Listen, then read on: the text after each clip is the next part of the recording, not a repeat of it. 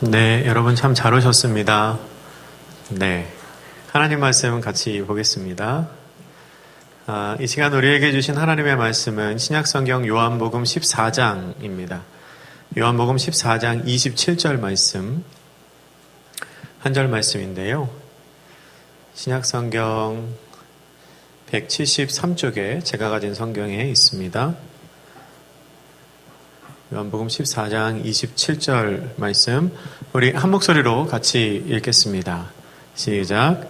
평안을 너희에게 끼치노니 곧 나의 평안을 너희에게 주노라. 내가 너희에게 주는 것은 세상이 주는 것과 같이 아니하니라. 너희는 마음에 근심하지도 말고 두려워하지도 말라. 아멘. 아멘. 여러분 참 잘 오셨습니다. 예, 많은 분들이 오셨네요. 너무 감사합니다. 뒤는 돌아보지 마시고요. 그냥 그런가 보다 하고 믿으세요. 네, 잘 오셨습니다. 주님의 이름으로 환영하고 축복합니다. 여러분 참 감사합니다. 이 시간을 통하여 하나님이 우리에게 주시는 복과 은혜를 그리고 평안과 기쁨을 마음껏 받아 누리시기를 또한 축복합니다. 하나님이 여러분 참 많이 사랑하는 거 알고 계시죠? 우리 옆 사람하고 같이 한번 인사해 볼까요? 하나님이 당신을 사랑하십니다. 하나님 당신을 사랑하십니다. 사랑하십니다. 한 번 더. 하나님이 당신을 정말 많이 사랑하십니다. 하나님이 당신을 정말 많이 사랑하십니다.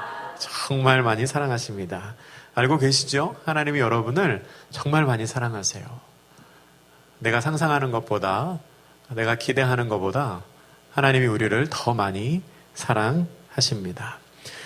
저는 이 시간 여러분이 그 사랑과 기쁨을 좀 알고 좀 누리면은 좋겠습니다. 그냥 머리로만 아는 게 아니라 그냥 마음속 깊은 곳까지 하나님이 이렇게 우리를 사랑하시는구나 하고 마음이 기쁘시면은 좋겠어요. 여러분 우리는 다 하나님의 자녀입니다. 그렇죠? 혹시 이 자리에 하나님의 자녀가 아니신 분 있어요? 하나님의 자녀가 아니신 분 없죠? 네, 다 하나님의 자녀죠. 우리는 다 하나님의 자녀입니다. 자기 자녀가 나쁘거나 힘들게 살기를 바라는 부모는 없습니다. 제가 단언컨대 자기 자녀가 막 힘들게 살기를 바라는 부모는 없을 거예요. 네. 물론 엄하게 대할 때도 있죠. 자녀에게 엄하게 할 때 있습니다. 근데 그거는 사랑하니까 그렇게 하는 겁니다. 관심이 있으니까 그렇게 잔소리하고 관심이 있으니까 때로는 막 이렇게 혼내키기도 하고 하는 겁니다. 그런 얘기 많이 하잖아요. 사랑의 반대말이 뭐냐? 사랑의 반대말이 뭐죠? 무관심이다. 사랑의 반대말은 무관심이다. 그러니까 관심이 없으면, 그러니까 사랑이 없으면 그렇게 혼내키지도 않죠. 잔소리 하지도 않을 거예요. 사랑하니까 때로는 엄하게, 때로는 무섭게도 합니다. 며칠 전에 제 딸이 제가 사무실에 있는데 저에게 와서 귓속말로 이렇게 이야기를 하더라고요. 제 딸이 귓속말로 저한테 그런 얘기를 했습니다. 아빠, 뭐를 먹었는데 왜 또 뭐가 먹고 싶지? 그러는 거예요. 아빠, 뭐를 먹었는데 왜 또 뭐가 먹고 싶지? 제가 뭐라고 대답을 했을까요? 내가 어떻게 알아? 그랬어요. 그걸 내가 어떻게 알아? 근데 귀에다 대고 계속 그러는 거예요. 아빠, 내가 뭐를 먹었는데 왜 또 뭐가 먹고 싶지? 그래서 제가 이렇게 물어봤어요. 그래서 뭐 어떻게 하라고? 그랬더니 걔가 그럽니다. 아빠, 나 편의점에서 뭐 좀 사줘. 그래. 편의점 가서 뭐 좀 사줘. 제가 사주겠습니까? 안 사주겠습니까? 네, 말은 뭘 또 사줘? 그러면서 편의점 가고 있죠. 야, 너 뭘 또 사줘? 말하면서. 사랑하는 자녀가 원하는 게 있는데 일부러 그거를 안 주는 부모는 없어요. 줄 수 있으면 다 줍니다. 왜 그렇게 할까요? 그렇게 하면 자녀가 행복하다는 걸 알기 때문에 그렇죠. 아이가 원하는 게 있는데 내가 그 필요를 채워줄 수 있다면 그 필요를 채워줌으로 말미암아 아이가 기뻐한다는 걸 알기 때문에 그거를 알면서 모른 척하는 부모는 사실 없습니다. 분명한 사실은 하나님도 우리를 같은 마음으로 보고 계실 거예요. 하나님도 우리가 원하는 게 있다면, 우리가 바라는 게 있다면 나 자신보다 더 행복하기를 바라길 원하시는 하나님께서 우리에게 그 필요를 채워주실 겁니다. 제가 부모가 돼보니까 알겠어요. 뭘 알겠냐면 저는 저희 딸이 정말 행복하면 좋겠어요. 저는 저희 딸이 정말 행복하면 좋겠어요. 제가 생각하기에 아마 걔가 스스로 행복하기를 바라는 것보다 제가 걔가 행복하기를 바라는 마음이 훨씬 더 클 거예요. 잘 알아들으셨죠? 걔가 스스로, 주아인이가 스스로 나는 행복하고 싶다라고 생각하는 것보다 아빠인 제가 걔를 바라보면서 행복하기를 바라는 마음이 훨씬 더 클 겁니다. 근데 하나님도 같은 마음으로 우리를 보고 계실 거예요. 내가 잘하고 싶고, 내가 성공하고 싶고, 내가 행복하게 살고 싶고, 그런 마음 우리 다 있잖아요. 근데 그 마음보다 하나님은 더 큰 마음으로, 더 큰 계획으로 우리를 보시면서 나는 네가 진짜 행복하면 좋겠다. 나는 네가 진짜 잘 살면 좋겠다. 나는 진짜 네가 기쁘면 좋겠다. 나는 진짜 네가 평안하면 좋겠다. 라고 생각하고 계실 거라는 겁니다. 나는 정말 행복하고 싶은데 하나님이 그런 우리를 보시면서 너 뭐 행복하고 싶어? 뭐 그러든가 말든가 막 그런 분이 아니에요. 하나님은 그러신 분이 아닙니다. 내가 스스로 잘 살기를 원하는 것보다 하나님은 내가 더 잘 살기를 바라고 계신 분입니다. 그리고 그렇게 하기 위해 준비를 하고 계신 분이세요. 여러분이 이 사실을 꼭 알았으면 좋겠습니다. 오늘 설교 제목이 뭐죠? 설교 제목이 뒤에 나와 있네요. 같이 한번 읽어볼까요? 시작. 하나님 우리가 평안하기를 원하십니다. 원래 이 집회 주제 문구로 제가 정한 건데 그냥 설교 제목까지 이걸로 했습니다. 이 시간을 통해 하나님께서 우리에게 주시는 평안과 행복에 대해서 좀 나누려고 하는데요. 그 전에 복에 관한 이야기를 좀 같이 나누려고 합니다. 복에 관한 얘기. 사실 이 얘기는 지난 1청년부 여름 수련회 때 한번 했던 얘기거든요. 1청년들은 들은 분도 계실 거예요. 근데 뭐 또 들어도 좋을 만한 얘기니까 또 들으셔도 좋을 것 같아요. 중요한 얘기입니다. 여러분 복 좋아하시죠? 우리 복 받는 거 다 좋아합니다. 복 받는 거 싫어하시는 분 있으신가요? 나는 복 받는 거 싫다. 나는 불행하게 살 거다. 그런 분 없으시죠? 그럼 여러분이 제일 받고 싶은 복이 뭐예요? 나는 이 복이 진짜 받고 싶다. 속으로 생각하세요. 손 들고 발표할 거 아니니까. 나는 이 복이 진짜 받고 싶다. 다 생각하셨어요? 그 복이 다 이루어지기를 축복합니다. 저는 몰라도 하나님 다 아시니까. 처음 아멘 했어요, 여러분. 축복합니다. 그 복이 다 이루어지기를 축복합니다. 축복합니다. 그런데 여러분, 복은 상대적이에요. 복은 상대적입니다. 이게 무슨 말이냐면 아무리 많은 복을 받은 사람이 있어도 그 옆에 그 사람보다 더 큰 복을 받은 사람이 있으면 내가 받은 복이 복처럼 느껴지지가 않아요. 이게 참 신기합니다. 예를 들면 그런 거예요. 여러분 우리가 눈 두 개, 코 하나, 입 하나 이렇게 있잖아요. 없는 분 없죠 여기. 다 눈 두 개, 코 하나, 입 하나 있죠. 근데 눈 두 개, 코 하나, 입 하나 있는 게 얼마나 큰 복입니까? 생각해 보세요. 눈이 하나밖에 없어요. 코가 없어. 입이 두 개 있어. 그럼 어떻게 돼요? 심각한 거죠. 여러분 눈 두 개, 코 하나, 입 하나 있는 게 진짜 큰 복이에요. 여러분은 이미 큰 복을 받으신 분이에요. 그러니까 이 주어진 거를 복으로 알아야 된다는 거죠. 근데 내가 눈 두 개, 코 하나, 입 하나가 있는데 어느 날 갑자기 내 옆에 똑같이 눈 두 개, 코 하나, 입 하나가 있지만 쌍꺼풀이 예쁘게 진 눈에 오똑한 코에 앵두 같은 입술을 가진 사람이 옆에 딱 온 거예요. 그럼 어떤 생각이 들어요? 내가 가지고 있는 게 더 이상 복처럼 느껴지지가 않는 거예요. 분명히 이게 복인데, 복이잖아요. 눈 두 개, 코 하나, 입 하나. 근데 이게 복인데 내 옆에 내가 가지고 있는 것보다 조금 더 좋은 걸 가지고 있는 사람이 나타나면 이게 복처럼 느껴지지 않아요. 초라하게 느껴져요. 왜 내 코는 이렇게 오똑하지 않은가? 왜 나는 쌍꺼풀이 없는가? 쌍꺼풀이 없으신 분을 겨냥하고 하는 얘기는 아니에요. 그러니까 복 자체만 놓고 보면 복은 상대적이라는 거예요. 돈이 많이 있으면 하나님 분명히 복 주신 건데 그래갖고 행복한 것처럼 보이지만 돈이 더 많은 사람이 옆에 나타나면 이게 내가 가지고 있는 게 초라하게 느껴진다는 거죠. 반면에 행복은 굉장히 주관적입니다. 주관적이에요. 정확히 말하면 행복한 삶은 주관적입니다. 왜냐하면 이 행복은 주어진 것에 만족하면서부터 시작되거든요. 그러니까 주어진 것에 만족하면서부터 시작하는 게 행복이기 때문에 이 행복은 주관적이에요. 이렇게 말씀하시는 분 계실 수 있어요. 아니 뭐 만족할 만해야 만족하죠.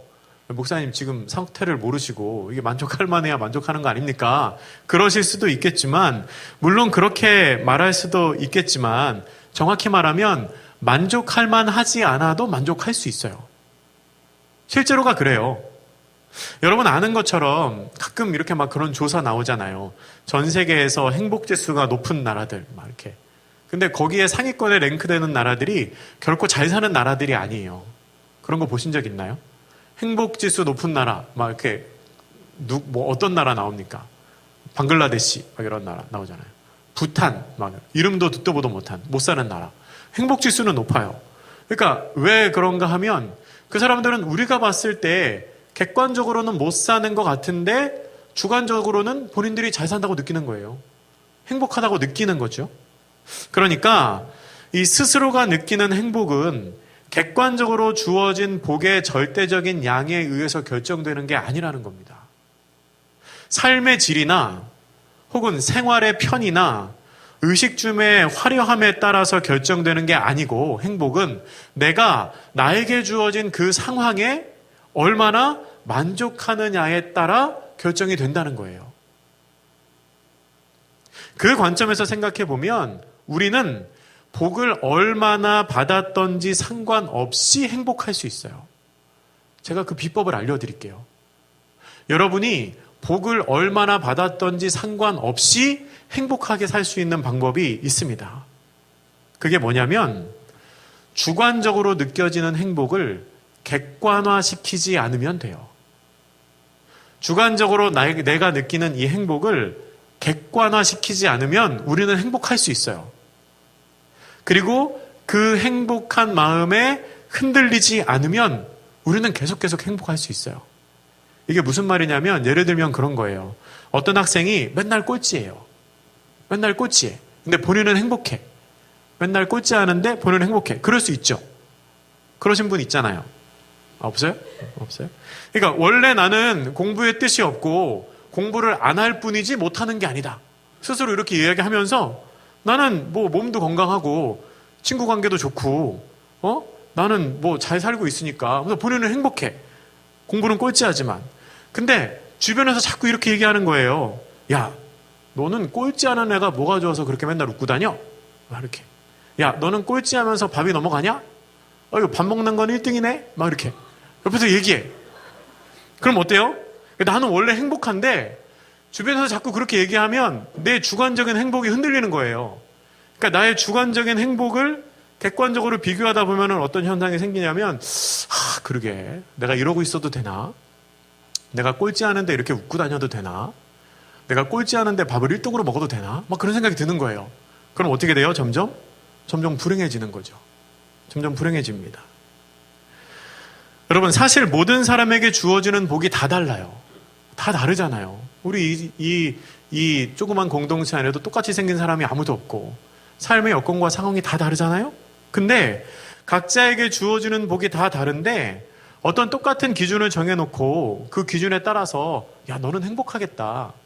야, 너는 안 행복하겠다. 야, 너는 많이 행복하겠다. 너는 좀 덜 행복하겠다를 나누는 거는 정말 어리석은 일이에요. 정말 어리석은 일입니다. 여러분, 그러지 않기를 바라요. 저는 여러분이 행복하기를 바랍니다. 하나님께서 여러분에게 이미 주신 복이 있잖아요. 그 주관적으로 주어진 복을 객관화, 상대화시키지 말고 그 은혜에 만족하며 행복하시기를 축복합니다. 물론 아무것도 하지 않으면서 근거 없는 자기 만족에 빠지라는 얘기는 아니에요. 열심히 노력함으로 말미암아 성취해서 그 안에서 기쁨을 맛봐야죠. 그 안에서 기쁨을 맛봐야죠. 근데 내가 어떤 기준을 정해놓고 이 기준을 넘어가야 행복하고 이 기준을 넘어가지 못하면 불행하고 그런 식으로는 생각하지 마세요. 그거는 굉장히 어리석은 행동입니다. 여러분은 이미 여러분에게 주어진 그 자체로 복을 받은 사람이고 그 자체로 행복할 이유가 충분한 사람들이에요. 근데 내가 남들과 똑같은 기준을 충족하지 못했다고 해서 불행하다고 느끼는 건 전혀 그럴 이유가 없는 일입니다. 우리는 우리가 가지고 있는 거를 보면 행복해요. 누구나 그렇습니다. 그런데 많은 경우에 내가 갖고 있는 건 보지 않고 없는 걸 봐요. 내가 가지고 있는 걸 보면 행복한데 없는 걸 봐요. 그 없는 게 찾아집니까? 나한테? 안 찾아지죠. 그러면 불행할 수밖에 없어요. 없는 걸 보면서 행복을 찾길 바라는 건 슬퍼지려고 노력하는 거예요. 여러분, 그런 노력은 하지 마시기 바랍니다. 우리는 그럴 필요가 없어요.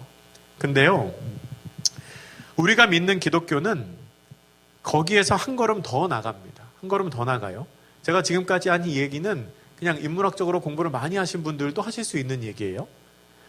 세상은 무언가를 얻어서 행복해질 거라고 말합니다. 그리고 인문학적인 지식 혹은 통찰로는 스스로 가진 것에 만족했을 때 행복해질 거라고 말해요. 근데 우리가 믿는 기독교는 언제 행복해질 거라고 말하냐면 자기를 희생하는 것을 통해 행복해질 거라고 말합니다. 이게 다른 점이죠. 기독교는 자기를 부인하고 자기 십자가를 지고 가는 종교거든요. 그렇기 때문에 기독교에서 말하는 복은 자기를 부인할 때, 자기를 희생할 때 얻어지는 복이에요. 우리가 그 복으로 말미암은 은혜를 이미 받은 사람이거든요. 이 땅 가운데 우리의 구원자로 오신 한 사람 예수 그리스도, 그분이 십자가에 달려 못 박히심으로 말미암아, 그분이 돌아가심으로 말미암아, 그분이 희생하심으로 말미암아 우리가 다 구원을 얻게 됐죠. 한 사람의 희생으로 말미암아 우리가 다 은혜를 입었습니다. 우리도 마찬가지예요. 예수님께서 요한복음 12장 24절에 뭐라고 말씀하시냐면 한 알의 밀이 땅에 떨어져 죽을 때 많은 열매를 맺는다. 그렇게 말씀하세요. 그가 살려고 하면, 그 씨가 살려고 하면 아무런 열매가 맺히지 않아요. 근데 그 씨가 죽고 그 씨가 썩어져야 많은 열매가 맺히게 된다는 겁니다. 우리가 진정으로 우리의 삶에 있어서 행복을 누리려면은 예수님의 뒤를 따라가야 하거든요. 이미 우리를 위해 십자가를 지고 걸어가신 그 예수님의 뒤를 내가 따라갈 때 진정한 행복을 얻을 수 있다는 겁니다. 근데 중요한 게 있어요. 뭐냐면 그 자기 부인, 그 십자가의 길을 걸어가는 것도 내가 혼자 할 수 있는 게 아니에요. 중요합니다. 내가 하는 거예요. 분명히 자기를 부인하고 나를 부인해야 되잖아요. 자기 십자가를 지고 내 십자가를 지잖아요. 그러니까 내가 하는,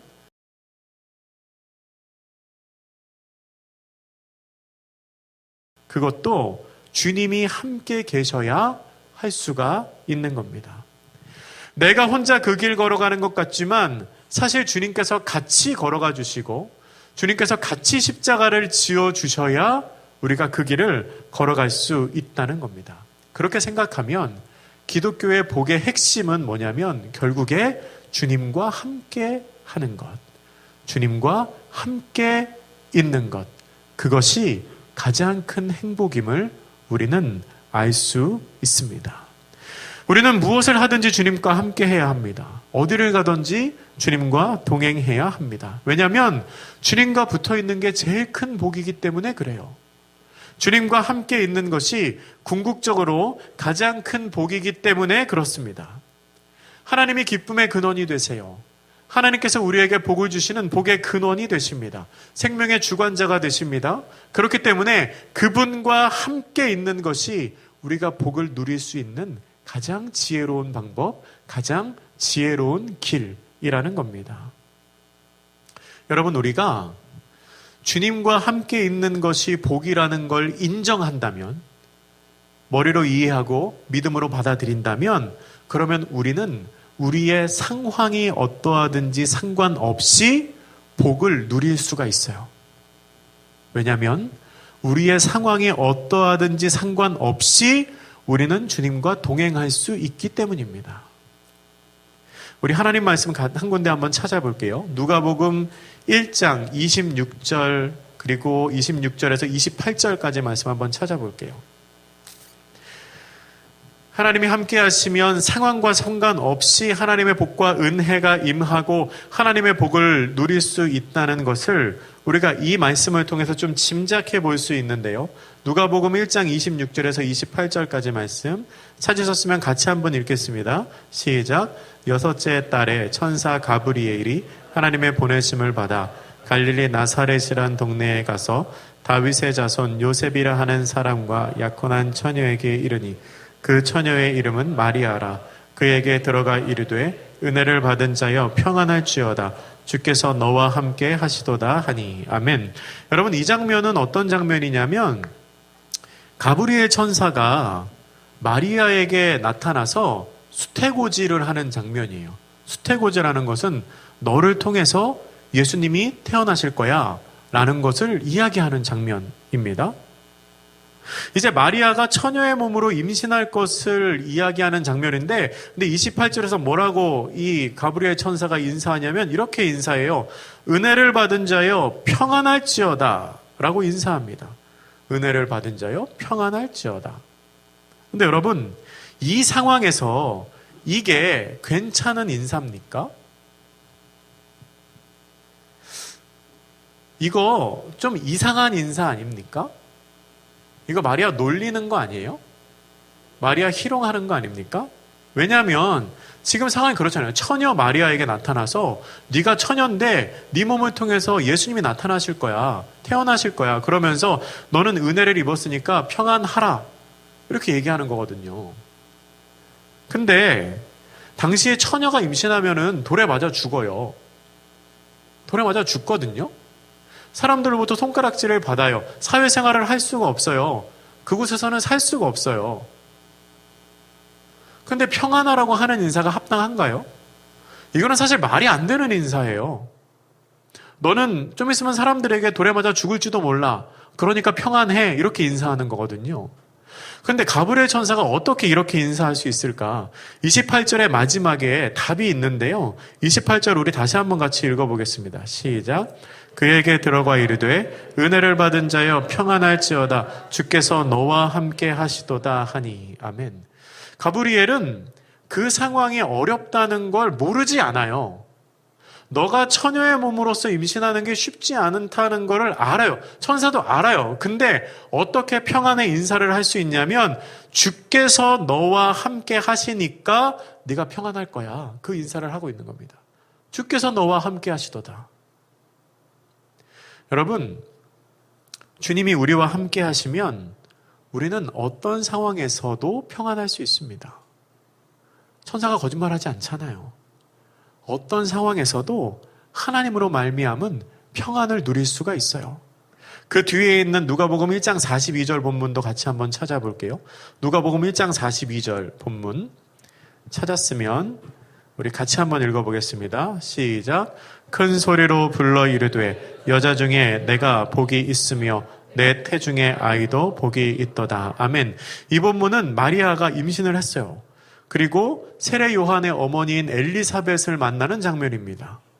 근데 이 세례 요한의 어머니인 엘리사벳이 마리아에게 뭐라고 말하냐면 여자 중에 너에게 복이 있으며 내 태중의 아기도 복이 있도다. 이렇게 말해요. 이게 사실 말씀드렸지만 절대 복이 있다고 말할 만한 상황이 아니거든요. 근데 가브리엘 천사도 은혜가 너한테 임했다. 이렇게 말하고 엘리사벳도 너에게 복이 있다. 라고 말하고 있는 겁니다. 왜 그럴까요? 엘리사벳도 알아요. 마리아가 지금 큰일 났다는 거 알아요. 현실적인 상황으로 봐서는 저 여인이 돌에 맞아 죽어도 할 말 없다는 거 알아요. 근데 하나님이 그와 함께 하시다는 걸 아니까 너에게 복이 있다. 라고 말할 수 있는 겁니다.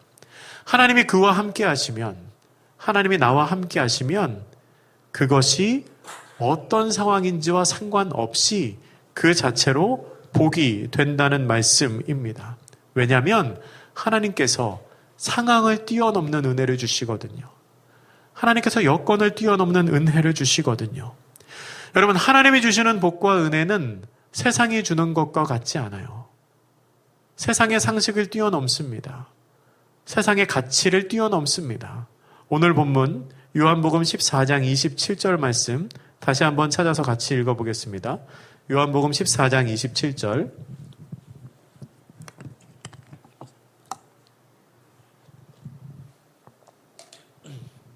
같이 읽겠습니다. 시작. 평안을 너희에게 끼치노니 곧 나의 평안을 너희에게 주노라. 내가 너희에게 주는 것은 세상이 주는 것과 같지 아니하니라. 너희는 마음에 근심하지도 말고 두려워하지도 말라. 아멘. 예수님께서 십자가에 달리시기 전에 제자들에게 했던 마지막 설교 중의 일부인데요. 이렇게 말하세요. 평안을 너희에게 끼치노니 나의 평안을 너희에게 주노라. 내가 너희에게 주는 것은 세상이 주는 것과 같지 않다. 너희는 마음에 근심하지도 말고 두려워하지도 말라. 여러분, 이 본문에 나오는 평안을 헬라어로 에이레네라고 합니다. 히브리어로는 샬롬이라고 하죠. 샬롬. 근데 이 본문에 나오는 것처럼 하나님께서는 우리가 평안하기를 원하시거든요. 평안을 너희에게 주노라 그러잖아요. 너희에게 끼치노라. 평안하기를 원하십니다. 평안을 나눠주기를 원하시고 그 평안을 우리가 누리기를 원하시지요. 그 평안은 세상이 주는 것과는 차원이 다른 평안이라고 말씀을 하십니다. 그리고 우리가 두려움도 없고 근심도 없기를 바라세요. 그런데 예수님의 이 마음, 그러니까 사람들에게 평안을 끼치고자 하는 이 마음은 여기에만 나오는 게 아니에요. 이 요한복음 14장이 십자가에 달리기 직전에 제자들에게 했던 설교라고 말씀드렸잖아요. 근데 예수님이 그렇게 십자가에 달려 돌아가시고 부활하신 다음에 다시 제자들을 찾아오셨을 때 요한복음 20장에서 뭐라고 말씀하시냐면 제자들 보자마자 그런 얘기 하시거든요. 너희에게 평강이 있을지어다. 너희에게 평안이 있을지어다. 그러니까 예수님은 계속 제자들에게 평안을 말씀하시는 거죠. 에이레네를 말씀하시는 거예요. 샬롬이 있기를 원한다라고 말씀하십니다. 그러면 예수님이 그렇게 전해주고 싶어 하는 평안이 뭘까? 이 평안이 뭘까요? 이 평안, 이 에이레네, 이 샬롬이 뭘까요? 이것은 하나님으로 말미암은 평안입니다. 하나님으로 말미암은 평안. 여러분, 이 평안은요, 아무것도 하지 않아서 생기는 조용함이 아니에요. 우리가 보통 평안이라는 말을 언제 씁니까? 너 요새 별일 없니? 뭐 평안해, 괜찮아. 평안이라는 말은 그때 쓰면은 그냥 글자 그대로 아무 일 없다, 별일 없다, 그럴 때 쓰는 거잖아요. 별일 없어, 특별한 일 없어. 밥도 잘 먹고 다니고, 학교도 잘 다니고, 회사도 잘 다니고, 특별히 갈등도 없고, 특별히 힘든 문제도 없고, 괜찮아. 그러니까 우리는 평안을 생각할 때 아무 어려운 일이 없을 때를 평안이라고 생각하거든요. 근데 이 성경이 말하는 에이레네는 그게 아니에요. 성경이 말하는 에이레네는 별일 없는 평안이 아니고 별일이 있음에도 불구하고 평안한 거예요. 이렇게 심심하게 내 삶에 아무런 문제가 안 나타나는 게 아니고 문제가 있음에도 불구하고 괜찮은 거예요. 그러니까 적극적인 평안이죠. 아무것도 하지 않아서 생기는 조용함을 말하는 평안이 아니고 막 내 삶이 우당탕탕, 막 시끌시끌, 사건 사고가 끊이지 않더라도 그 마음속에 기쁨과 은혜가 늘 있는 것, 그게 에이레네예요. 그게 에이레네. 마리아도 그렇잖아요. 평안할지어다. 아무 일도 없어서 평안한가요? 아니에요. 큰일이 있다니까. 처녀인데 지금 애를 낳게 생겼다니까요. 그럼에도 불구하고 평안한 것. 밀려오는 파도와 같은 거스를 수 없는 압도하는 기쁨과 평안이 이 에이레네입니다. 문제가 없는 게 아니에요. 문제가 있어요. 근데 그 모든 것을 덮는 하나님이 주시는 기쁨과 근원적인 평안. 그래서 이 평안을 예수님이 세상이 줄 수 없는 평안이라고 말씀하신 거예요. 세상이 줄 수 없는 평안. 이런 비유가 적당한지 모르겠지만 이렇게 좀 설명해 보고 싶습니다. 여러분, 돈도 우리에게 평안을 줄 수 있거든요. 아세요? 돈도 우리에게 평안을 줘요. 내 통장에 100만 원이 있으면 100만 원만큼의 염려가 사라지고 평안이 찾아와요. 100만 원어치의 평안이죠. 이런 거예요. 이달에 카드값이 나가야 되는데 통장에서 30만 원이 모자라. 어떻게 해요, 그럼? 그럼 어떻게 되냐면 이 30만 원어치의 염려가 찾아오는 거예요. 그러다가 친구가 30만 원을 줬어. 그럼 어떻게 해요? 그 30만 원에 대한 염려가 사라지고 평안이 찾아오죠. 네.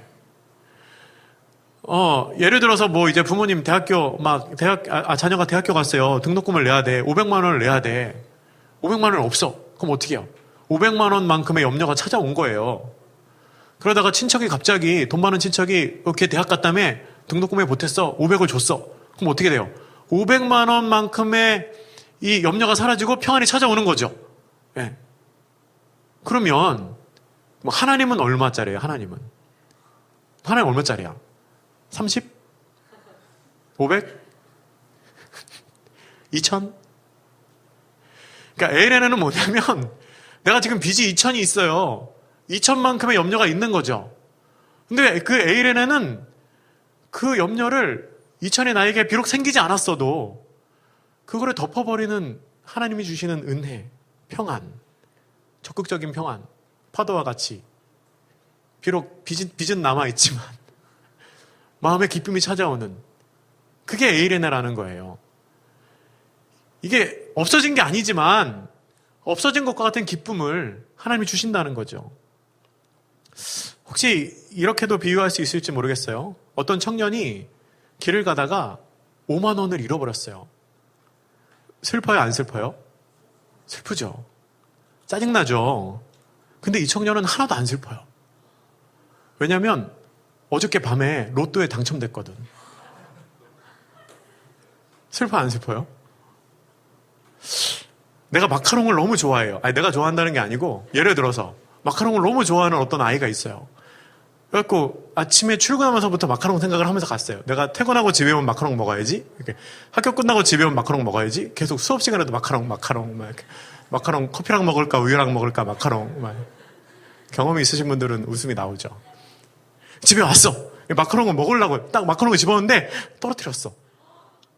못 먹게 됐어. 웬만하면 주워 먹을 텐데 이상한 데 떨어졌어. 못 먹게 됐어. 슬퍼요, 안 슬퍼요? 슬퍼요. 근데 얘는 안 슬퍼. 왜냐면 집에 200개가 더 있거든. 여러분, 이런 느낌인 거예요. 이게 있어요, 슬픈 일이. 어려운 일이 있어요. 근데 안 슬퍼. 왜? 더 기쁜 일이 있거든. 로또가 당첨돼서 통장에 20억이 들어오거든. 그러니까 5만 원은 괜찮은 거예요. 마카롱 아까운데 아직 200개가 남았으니까 뭐 그거는 괜찮은 거예요. 하나님의 평안을 제가 너무 값싸게 설명하고 있지만 에이레네는 그런 거예요. 그러니까 아무 일도 없겠다는 게 여러분의 삶에 아무 일도 없는 게 아니에요. 아무 일도 안 나타나는 게 아니에요. 나타나요. 힘든 일이 있어요. 어려운 일이 있어요. 왜 없어요? 있지. 근데 그 모든 것을 기쁨으로 덮어주시는 하나님의 은혜, 그게 하나 주시는 평안, 그게 에이레네라는 겁니다. 여러분, 이건 사실은 신비예요. 신비. 이게 말로 설명할 수 있는 게 아니에요.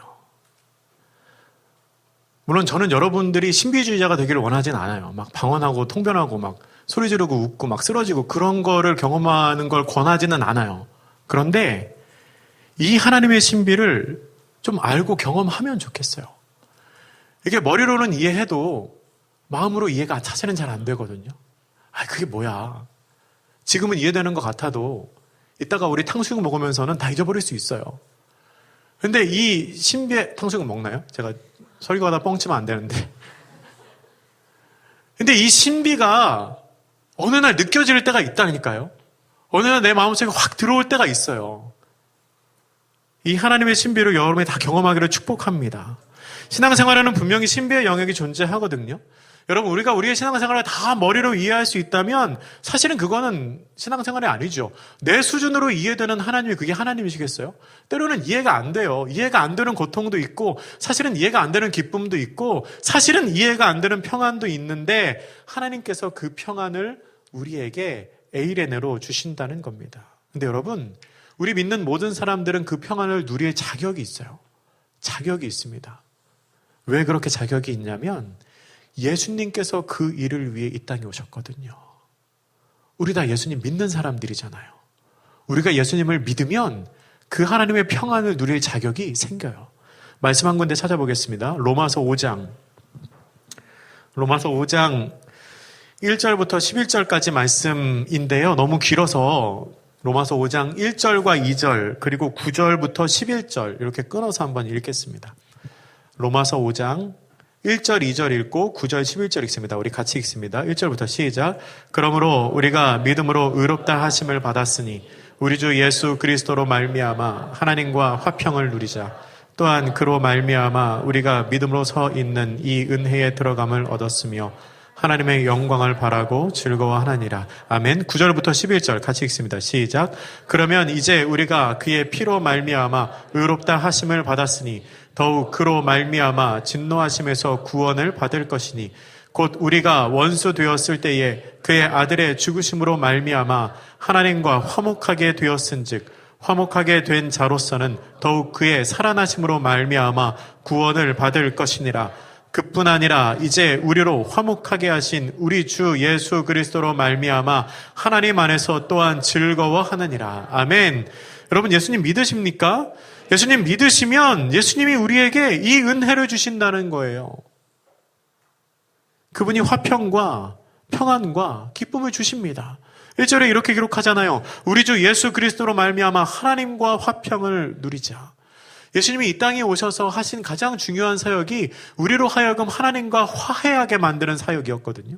우리가 죄를 지었잖아요. 죄인이에요. 그래서 우리가 우리 자신, 내 존재 자체로는 하나님 앞에 가까이 갈 수가 없어요. 근데 예수님이 이 땅에 오셔서 그렇게 멀어진 하나님과 우리 사이를 화해시키셨어요. 화해시키셨어. 그래서 하나님을 만나게 만들어 주셨어요. 그렇게 하나님과 화해된 우리는 어떻게 되는 존재냐면 11절 마지막에 나오는 것처럼 이제 우리를 화목하게 하신 우리 주 예수 그리스도로 말미암아 하나님 안에서 또한 즐거워하느니라. 즐거워할 수 있다는 거예요. 하나님 안에서 복의 근원이 되시고 기쁨의 근원이 되시고 우리에게 에이렌을 주시는 그분 안에서 우리가 즐거워할 수 있다는 겁니다. 그러니까 예수를 구원자로 고백하고 예수를 나의 그리스도로 받아들인 우리는 이미 그렇게 하나님과 말미암아 화평해지고 그 은혜를, 그 기쁨을, 즐거움을 받아들일 수 있는 존재가 되었다는 겁니다. 사랑하는 청년 여러분, 혹시 여러분을 괴롭게 하는 무언가가 있습니까? 슬프게 하고 힘들게 하는 무언가가 있습니까?